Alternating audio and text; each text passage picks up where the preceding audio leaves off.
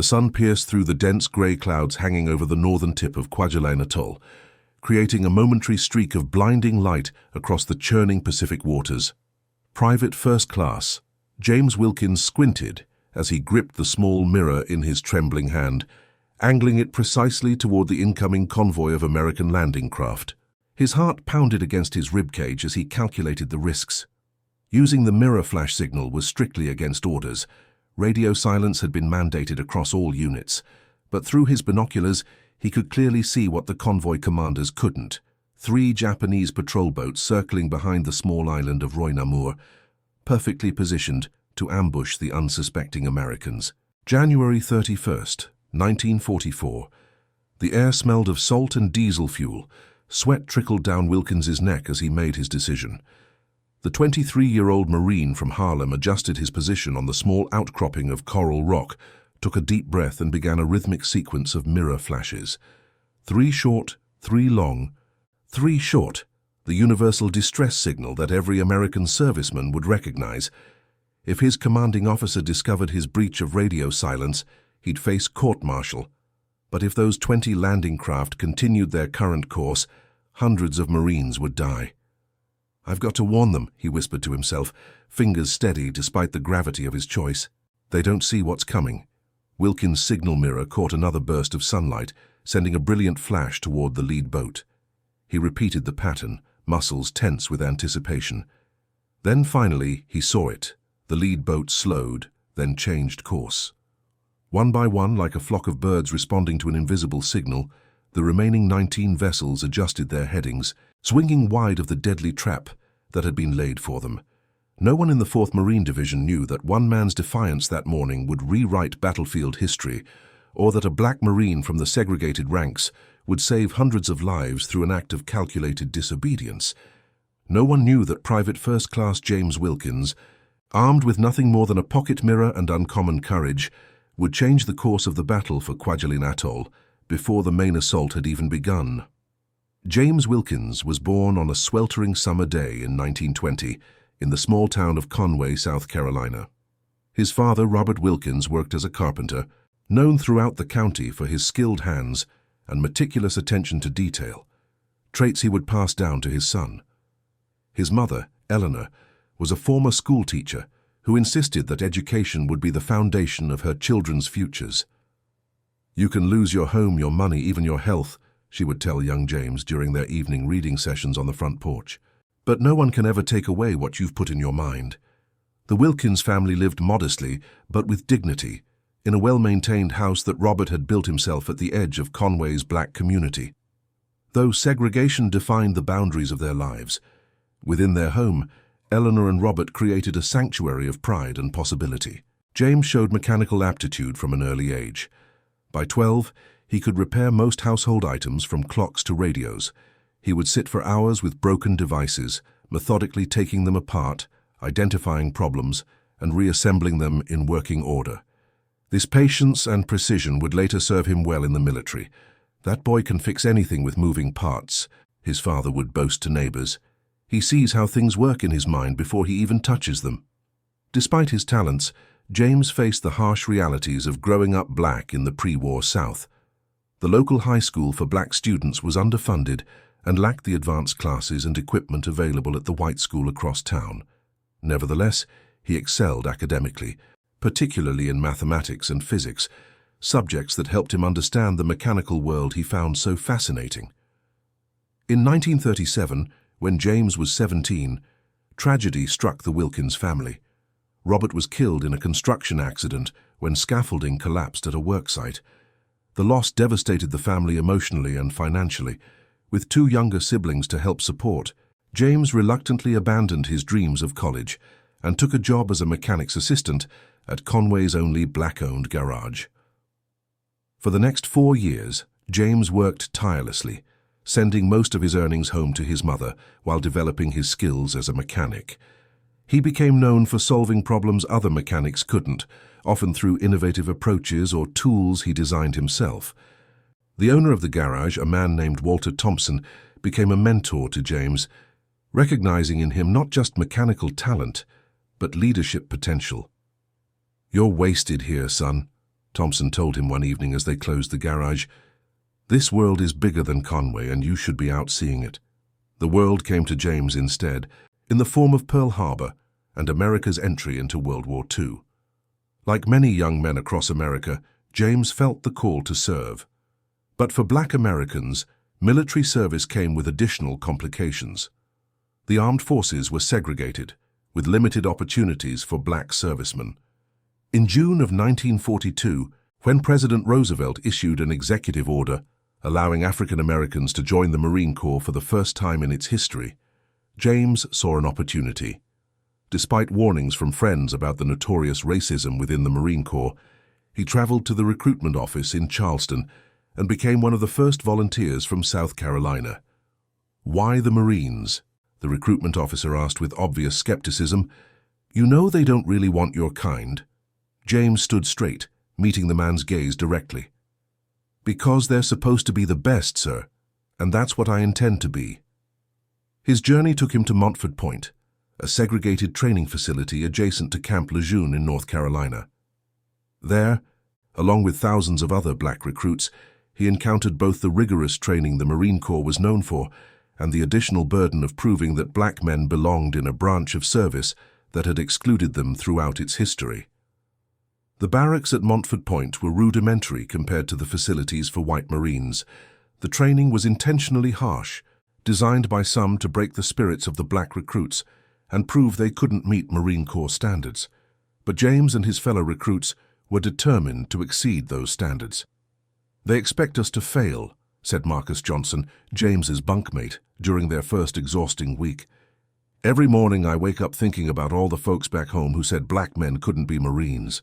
That's what gets me through these drills." For James, the mechanical and weapons training came naturally. His precision and attention to detail made him an excellent marksman, and his experience as a mechanic translated well to understanding and maintaining military equipment. Where he struggled was with the strict adherence to hierarchy and unquestioning obedience the Marines demanded. Private Wilkins, his drill instructor Sergeant Cooper, told him after he'd questioned a seemingly illogical procedure during rifle maintenance training, "In the Marines, we don't want you to think. We want you to follow orders." But thinking carefully, systematically, creatively was what James did best. He learned to keep his observations to himself, but he never stopped analyzing, evaluating and considering alternatives. This mindset would eventually place him in an impossible moral dilemma in the Pacific, forcing him to choose between following orders and saving lives. After completing basic training, James was assigned to the 8th Ammunition Company, one of the segregated support units formed from Montford Point Marines. Their primary mission was to handle ammunition and supplies for combat units, dangerous but essential work that kept black Marines away from direct combat roles, reflecting the military's skepticism about their fighting abilities. Despite the limitations placed on them, James and his fellow black Marines were proud to wear the uniform and determined to serve with distinction.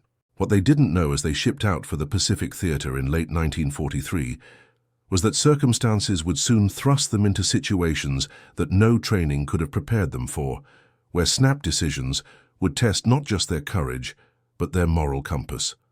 As their transport ship approached the Marshall Islands in January 1944, James had no idea that in a matter of days, he would stand alone on a rocky outcropping, armed with nothing but a mirror and his convictions, forced to decide whether to follow orders or follow his conscience.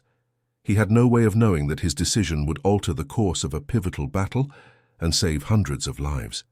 And he certainly couldn't have imagined that 70 years later, military historians would still debate whether his act of calculated disobedience represented the highest form of battlefield initiative or a dangerous precedent that undermined the chain of command. All he knew was that he was a United States Marine, determined to serve his country with honor, despite a system that questioned his very right to wear the uniform. The whispers of a major offensive in the Central Pacific had been circulating among the troops for weeks. Operation Flintlock, as it was codenamed, would target the Marshall Islands, a strategic Japanese stronghold that included Kwajalein Atoll, the world's largest coral atoll. For the Americans, capturing Kwajalein would provide a crucial stepping stone in their island-hopping campaign toward Japan. In the pre-dawn hours of January 30th, 1944, the largest American naval armada yet assembled in the Pacific appeared on the horizon. Over 40,000 troops from the Army's 7th Infantry Division and the 4th Marine Division prepared to assault Kwajalein Atoll, supported by a massive fleet of warships and aircraft. The Japanese had heavily fortified Kwajalein since capturing it from the Germans after World War I. By early 1944, the atoll held approximately 8,000 Japanese defenders dispersed across its 97 islands and islets. The largest concentrations were on Kwajalein Island in the south and the twin islands of Roy Namur in the north. The American strategy was clear: capture the smaller outlying islands first, establish artillery positions, then launch the main assaults on Kwajalein and Roy Namur. What wasn't clear even to the High Command was how the Japanese would respond. Intelligence suggested they might attempt to disrupt the American landings through counterattacks from the sea, a strategy that would prove particularly dangerous to the support units like James Wilkins' 8th Ammunition Company. "This will be different from Tarawa," Lieutenant Thomas Barnes told his platoon during their final briefing aboard the transport ship. Barnes was one of the few white officers who treated the Black Marines with genuine respect. "The Navy's going to soften them up for days before we land. Our job is to keep the ammunition flowing once we're ashore." The bombardment began on January 31st, with battleships, cruisers, and aircraft pounding Japanese positions across the atoll. The noise was deafening even miles offshore, where James and his unit waited aboard their transport. The water seemed to vibrate with each distant explosion, and clouds of smoke rose from the islands like ominous storm clouds. "That's the biggest bombardment in Pacific history," said Corporal Raymond Lewis, standing next to James at the rail. 36,000 shells in one day, they're saying." James nodded, watching the destruction through borrowed binoculars. "Let's hope it's enough," he replied, unable to shake a growing sense of unease. Something about the Japanese defensive positions he'd glimpsed during their approach troubled him. They seemed too exposed, too obvious. The Japanese were notorious for their elaborate defensive tunnels and hidden positions. What weren't they seeing? The plan called for the 4th Marine Division to land on the northern islands of Roy and Namur, while the Army's 7th Division would assault Kwajalein Island in the south. Before these main landings, however, smaller units would secure the tiny outlying islands to establish artillery positions.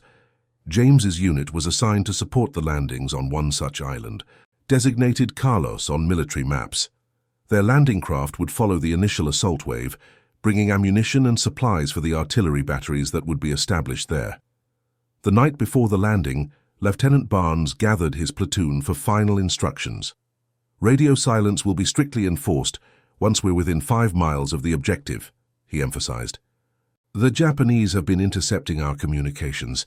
Any transmission could compromise the element of surprise." James raised his hand. "Sir, what about emergency communications if we spot enemy movements?" Barnes frowned. "The Navy has spotters. They'll handle that. Your job is to move ammunition, not spot for the fleet." He paused, then added more gently, "I know you men want to do more. Your time will come. For now, follow orders and keep your heads down." That night, unable to sleep, James sat on the deck of the transport ship, staring at the distant flashes of naval gunfire illuminating the horizon. Beside him, he carefully cleaned the small signal mirror that was standard issue for downed aviators and shipwrecked sailors, but rarely used by ground forces. "What are you doing with that?" asked Private Henry Wilson, one of the youngest members of the unit at just 18. "Planning to catch some sun at the beach tomorrow?" James smiled.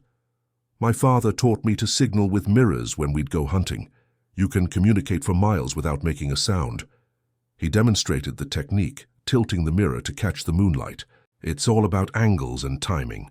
Wilson nodded with interest. "Think the Marines will ever let us use skills like that? Seems like all they want us to do is carry boxes." "They'll use whatever works when the shooting starts," James replied, tucking the mirror back into his pocket. "War has a way of changing priorities." He couldn't have known how prophetic those words would prove to be, or how soon his alternative communication skill would be put to the ultimate test, with hundreds of lives hanging in the balance. Dawn broke with ominous beauty over Kwajalein Atoll on January 31st. The sky transitioned from black to deep purple to a blood-tinged orange as the sun crept above the horizon. The sea was relatively calm, ideal conditions for the amphibious operations planned for that day. James Wilkins and the men of the 8th Ammunition Company were already awake, checking equipment and mentally preparing for the landing. Their mission was straightforward: follow the combat units onto the small island designated Carlos, establish an ammunition supply point, and ensure a steady flow of shells to the artillery batteries that would be set up to support the main landings the next day. "Remember, we hit the beach running," Lieutenant Barnes instructed as they prepared to board their landing craft. "Find cover, establish the supply point in that abandoned pillbox the recon team identified, and start moving ammunition to the artillery positions as soon as the guns are in place." The men nodded, faces tense but determined. For most, including James, this would be their first combat operation. They had trained relentlessly, but nothing could fully prepare them for what lay ahead. At 0730 hours, they climbed down the cargo nets into the waiting landing craft. The boat circled in the designated assembly area, waiting for the signal to begin their approach to the beach. From his position near the front of the craft, James could see the massive naval vessels continuing their bombardment of the main islands. The concussive force of each salvo sent vibrations through the water that he could feel in his chest. 30 minutes to landing, the coxswain announced. "Check your gear one last time." James rechecked the straps on his pack and helmet, then felt the inside pocket of his jacket where he kept the signal mirror. It was a small thing, just 3 inches square with a hole in the center for aiming, but it provided an odd comfort, a connection to his father and the skills he'd learned growing up. The landing on Carlos Island proceeded more smoothly than expected. The preliminary bombardment had been devastatingly effective, and the small Japanese garrison had either been killed or driven into deep bunkers.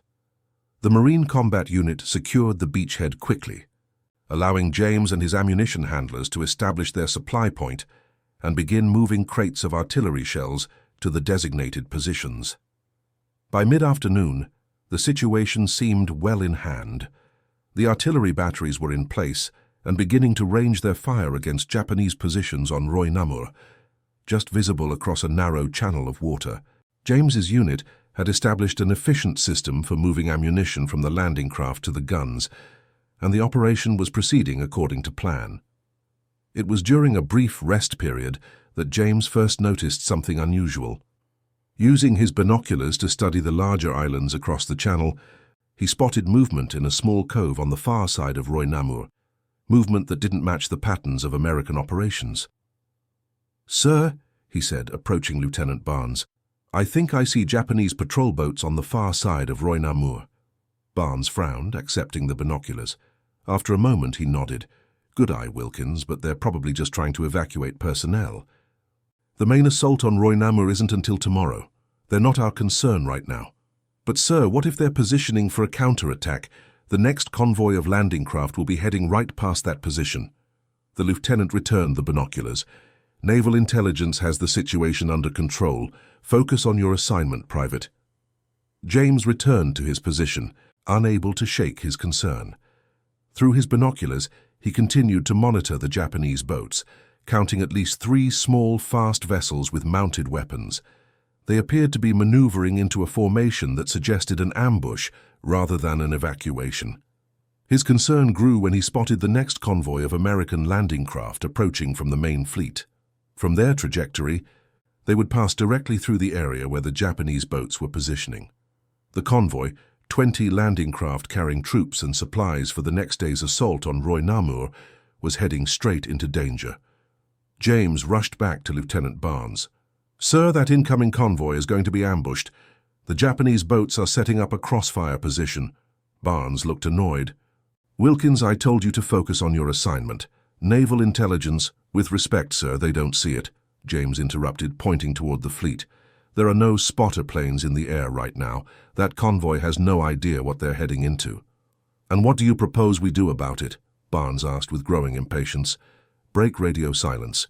Compromise the entire operation because you think you've spotted something that naval intelligence missed." James hesitated, then said, "I could signal them with my mirror. 3 short, 3 long, 3 short, universal distress signal. They'd see it, change course. Absolutely not, Barnes said firmly. We have strict orders. No signals of any kind that could give away our position. Return to your post immediately. That's an order, Private. Yes, sir, James replied, saluting. He walked slowly back to the ammunition supply point, his mind racing.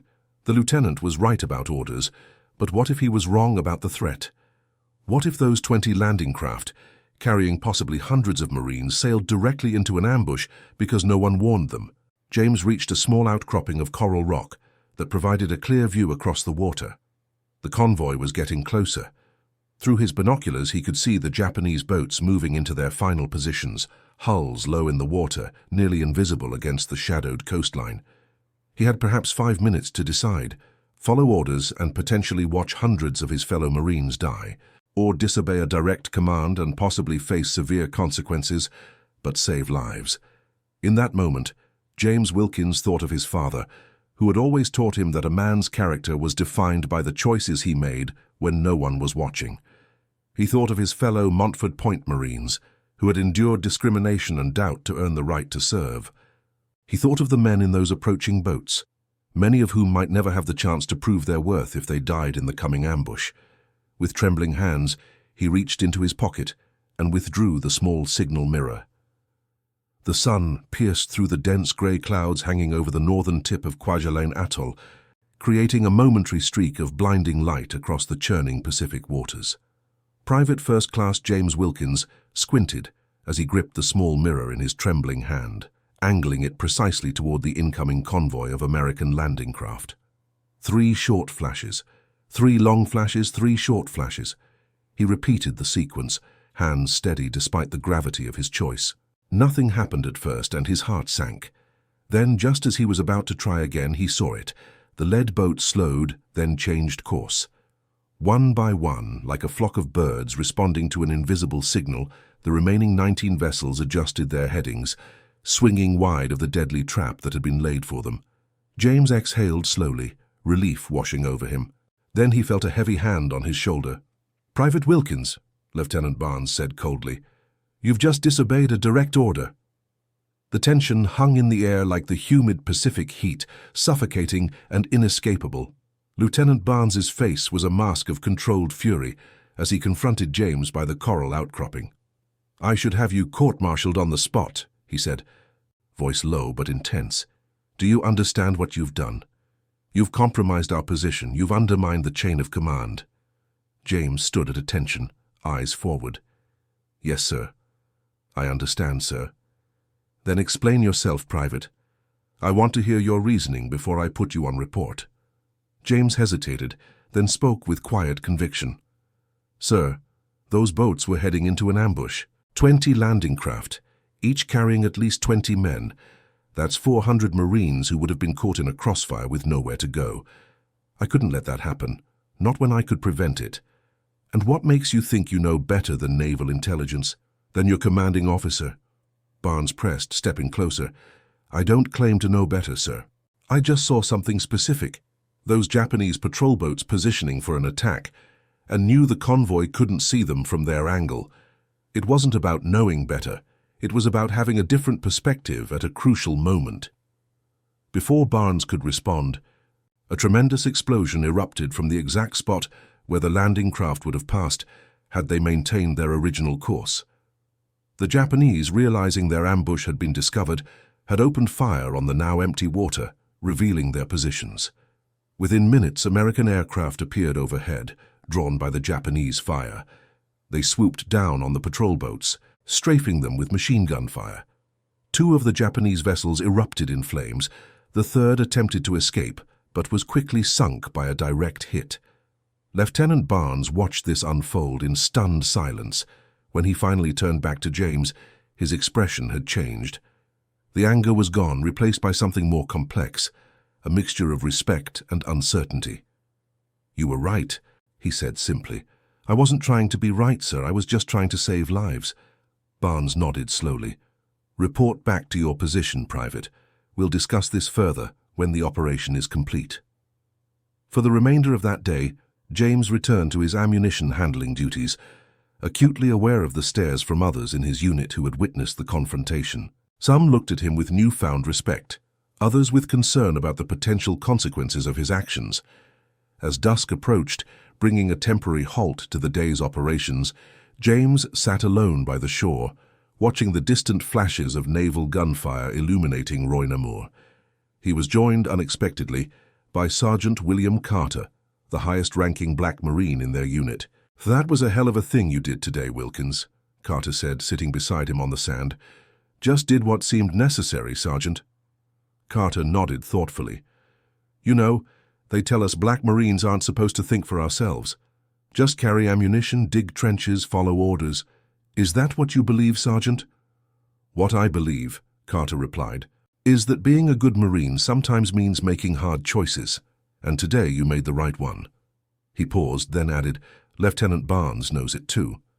"How do you know that?" "Because he tore up the disciplinary report he was writing. I saw him do it."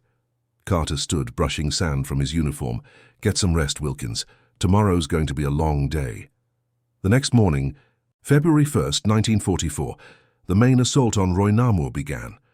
The 4th Marine Division landed in force, supported by naval gunfire and airstrikes. James and his unit continued their ammunition supply mission, working tirelessly to keep the artillery batteries supplied as they provided support for the assault forces. By mid-afternoon, word reached them that Roy had been secured, and Marines were making good progress on Namur. The Japanese defenses, while stubborn, were crumbling under the combined American assault. It was during a lull in operations that Lieutenant Barnes approached James again. "Private Wilkins," he said formally, "I've been speaking with the convoy commander from yesterday. He confirmed that your signal warning changed their course just in time. Naval intelligence has identified the Japanese boats you spotted as part of a special attack unit, specifically tasked with disrupting our landing operations." James remained at attention, uncertain where this was heading. The convoy commander estimates that had they continued on their original course, casualties would have been significant. Barnes paused, seemingly struggling with what to say next. "I've submitted a report of the incident to battalion. I included my own initial order against signaling and your decision to signal anyway." James's heart sank. This was it, the official reprimand that would follow him through his military career. "I also included," Barnes continued, "my assessment that your action, while technically a breach of orders, demonstrated exceptional initiative and saved numerous American lives. I've recommended you for a commendation." James blinked in surprise. "Sir, don't misunderstand me, Wilkins. The military functions on a chain of command, on following orders. But sometimes in the field situations arise that require immediate decisions. You saw a threat that others missed and you acted. The results speak for themselves." Barnes extended his hand. "Thank you." As they shook hands, an explosion rocked Namur Island across the channel. The Japanese ammunition dump had been hit, sending a massive fireball into the sky. "Back to work," Barnes said, his professional demeanor returning. "Those Marines on Namur will need every round we can get to them." Over the next 2 days, American forces completed the capture of Roy Namur and Kwajalein Island. The battle for Kwajalein Atoll, predicted to last up to a month, was essentially over in 4 days, a testament to the overwhelming American firepower and the effectiveness of the preliminary bombardment. For James Wilkins and the men of the 8th Ammunition Company, it had been a baptism of fire, their first taste of combat operations. They had performed their duties with distinction, ensuring that the frontline units never lacked for ammunition despite difficult conditions and occasional Japanese harassment fire. What happened on that rocky outcropping, James's decision to disobey orders and signal the convoy, became known initially to only a few people involved directly in the incident. The larger story of the battle focused on the capture of the airfields and the strategic significance of breaking Japan's outer defensive perimeter in the Central Pacific. But among those who knew, James's action became a point of quiet discussion about initiative versus obedience, about the responsibilities of individual Marines in combat situations, and about the contributions of the Montford Point Marines, who were so often relegated to support roles far from the front lines. As the Americans consolidated their gains on Kwajalein Atoll and prepared for the next phase of the Central Pacific campaign, James received word that he was being transferred to a special signals unit attached to the 5th Amphibious Corps headquarters. His experience with the mirror signal, combined with his mechanical aptitude, had caught the attention of officers looking for Marines with unconventional skills. Before he left, Lieutenant Barnes called him in for a final conversation. "You're getting an opportunity few black Marines have received, Wilkins," he said. "Make the most of it." "I will, sir." Barnes hesitated, then added, "What you did with that mirror, it's going into the training manuals. Not with your name on it, unfortunately. Not yet. But the technique, the principle of using alternative signaling methods when radio silence is mandated, but emergency communication is necessary. That's going to save lives in future operations." James nodded, understanding both what was being said and what remained unspoken. His innovation would be adopted. But as a black Marine in 1944, he would not receive official recognition for it. That was the reality of the times. "As long as it helps other Marines, sir, that's what matters." As he prepared to depart, Sergeant Carter approached him one last time. "They're going to try to forget what you did here," Carter said bluntly. "They don't want to admit that a black Marine from Montford Point saved all those white boys. But we know, and someday, everyone will know." James smiled slightly. "Maybe, but I didn't do it for recognition, Sergeant." "No," Carter agreed. "You did it because it was right, and that's why it matters." The full impact of James Wilkins' actions during the Battle of Kwajalein would not become widely known for decades. The official after-action reports mentioned an unidentified signal warning that redirected the convoy. But in the chaos and rapid pace of the Pacific campaign, the incident was overshadowed by larger events. James himself continued to serve with distinction in various signal and communications roles throughout the remainder of the war. His technical skills and innovative approach to problem-solving made him valuable in developing new communication protocols for amphibious operations in the Pacific. After the war ended in 1945, James, like many black veterans, returned to America still deeply segregated. Despite having served his country with honor, he faced the same discrimination and limited opportunities that had existed before the war. Settling in Philadelphia, he used the GI Bill to obtain an engineering degree, an opportunity that would have been unimaginable before his military service. He married Dorothy Williams, a former member of the Women's Army Corps, in 1947, and they raised 3 children together. James rarely spoke about his wartime experiences, particularly the incident with the signal mirror. Like many veterans, he preferred to focus on building his future rather than dwelling on the past. He built a successful career as an electrical engineer, eventually starting his own company specializing in communications systems. It wasn't until the 1970s, as historians began documenting the experiences of black servicemen in World War II, that James's story began to emerge from the shadows. A Marine Corps historian, researching the Battle of Kwajalein, discovered references to the signal mirror incident in Lieutenant Barnes's personal papers, donated to the Marine Corps archives after his death in 1968. The historian tracked down James, by then in his 50s and a successful businessman, and convinced him to share his story for an oral history project about the Montford Point Marines. James's account, corroborated by surviving members of his unit and by naval records documenting the Japanese patrol boat attack, provided a powerful example of individual initiative in combat. In 1976, as part of the American bicentennial celebrations, the Marine Corps formally recognized James Wilkins' action at Kwajalein. In a ceremony at the Marine Barracks in Washington, D.C., he was awarded the Navy and Marine Corps Commendation Medal for his quick thinking and exceptional initiative that saved hundreds of lives. The citation noted that while his action technically constituted disobedience of orders, it exemplified the highest traditions of Marine Corps initiative in combat. Coming 32 years after the event itself, the recognition was belated but meaningful, not just for James personally, but as an acknowledgement of the contributions of the Montford Point Marines to the war effort. "This recognition isn't just for me," James said in his brief remarks at the ceremony. It's for all the Montford Point Marines who served their country with honor, despite facing discrimination both in and out of uniform. We did our duty, and we're proud of our service. In the years following this recognition, James became an active speaker at schools and veterans events, sharing his experiences as one of the first Black Marines. He emphasized not the mirror incident itself, but the larger lessons about courage, initiative, and moral decision-making under pressure. There are moments in life, he would tell audiences, when you have to decide whether to follow orders or follow your conscience. Sometimes those two paths diverge, and you have to choose.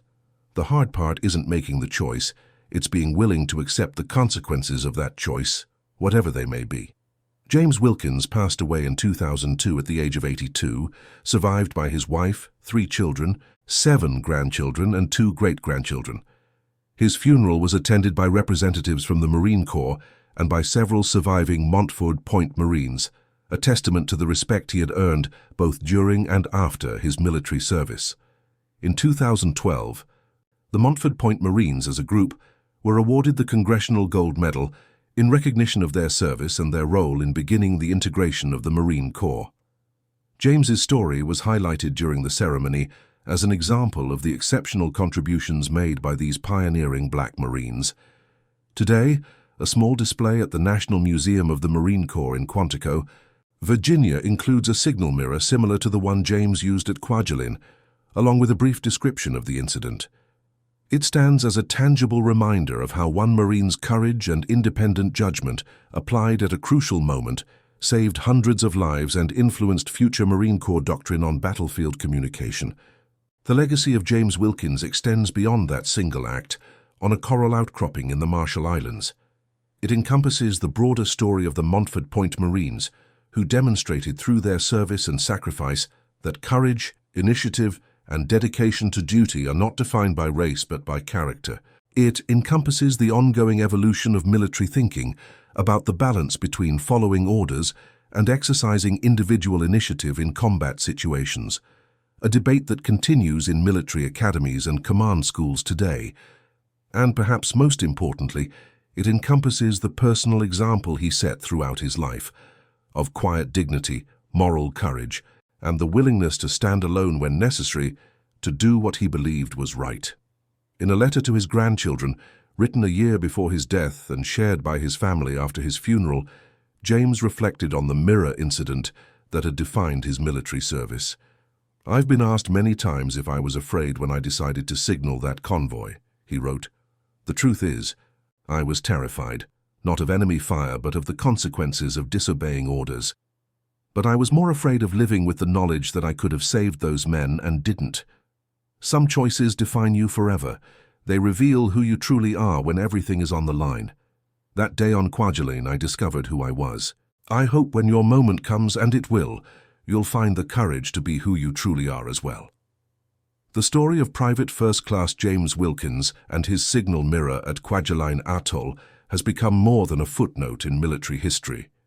It serves as a powerful reminder that in the crucible of combat, the greatest acts of heroism often come not from blindly following orders, but from the moral courage to recognize when those orders must be set aside for a higher purpose.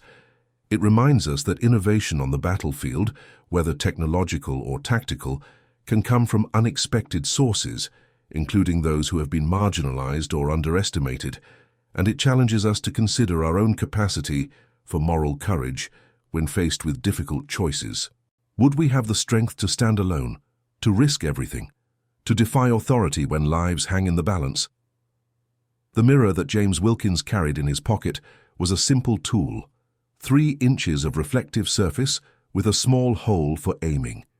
But in his hands at that critical moment it became something more, a means to save 400 lives, a symbol of individual initiative overcoming institutional constraints, and a beacon illuminating the contributions of the Montford Point Marines to American military history. 70 years after Kwajalein, military strategists still debate the proper balance between obedience and initiative in combat situations. They study cases like Wilkins' mirror signal as examples of how individual judgment, applied at the right moment, can change the course of battle and save countless lives. James Wilkins never sought recognition for what he did that day. Like many of his generation, he viewed his actions not as extraordinary, but simply as necessary, the only moral choice available in that moment. His humility in the face of his own courage only enhances the power of his example. For today's Marines, both black and white, his story serves as a reminder of their shared heritage of courage and initiative under fire. It reminds them that the core values of the Corps, honor, courage, and commitment, transcend race, ethnicity, and background, and it challenges them to consider how they might respond when faced with their own moment of truth on some distant battlefield. As we reflect on the story of James Wilkins and his signal mirror, we might ask ourselves, what would we have done in his position? Would we have had the courage to disobey orders to save lives? Would we have been willing to accept the potential consequences of that choice? These questions have no easy answers. They speak to the fundamental moral challenges that confront those who serve in combat, the tension between discipline and initiative, between following orders and following conscience. What we do know is that James Wilkins made his choice. With a small mirror and enormous courage, he sent a signal that saved hundreds of lives and left an indelible mark on military history. His example reminds us that in war, as in life, the greatest acts of heroism often come not from following a predetermined script, but from the willingness to stand alone when principles demand it. Would you have broken the order or obeyed it? Comment below and share this story so others remember what courage really means.